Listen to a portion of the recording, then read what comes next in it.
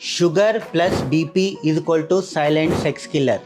అంటే మీకు BP sugar ఉంటే మీ సెక్స్ లైఫ్ అనేది గ్రాడ్యువల్గా ఖతం అయిపోతుంది.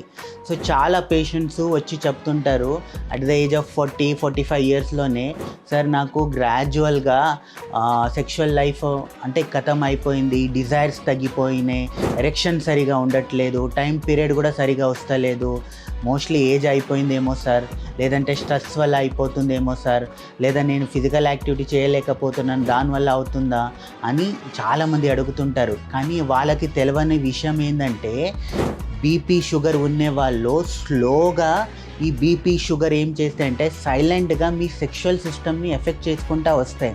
అంటే ఇప్పుడు బీపీ ఎందుకు వస్తుంది?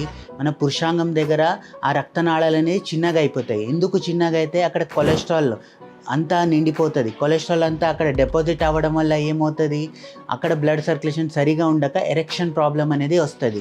షుగర్లో డయాబెటిక్ న్యూరోపతి వచ్చినప్పుడు గ్రాడ్యువల్గా ఏమవుతాయంటే అక్కడ ఉండే నరాలు వీక్ అవుతూ వస్తాయి. నరాలు వీక్ అవ్వడం వల్ల మన టిప్ అనేది సెన్సిటివ్ అవుతుంది.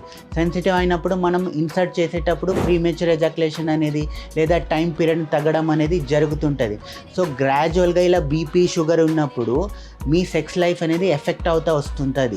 సో అందుకే మీకు బీపీ షుగర్ ఉందా, మీకు కొంచెమన్నా సెక్షువల్ డిజైర్ తగ్గింది లేదా ఎరెక్షన్ ప్రాబ్లం వస్తుందంటే ఇమ్మీడియట్గా దగ్గరలో ఉండే సెక్సాలజిస్ట్ని కన్సల్ట్ అయ్యి ఇమ్మీడియట్గా ప్రాపర్ ట్రీట్మెంట్ తీసుకోండి.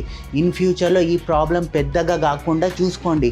బీపీ షుగర్ ఇలాంటి దానికి దాంతోపాటు సెక్షువల్ ప్రాబ్లంకి హోమియోపతిలో చాలా పర్మనెంట్ అండ్ మంచి ట్రీట్మెంట్ ఉంటాయి.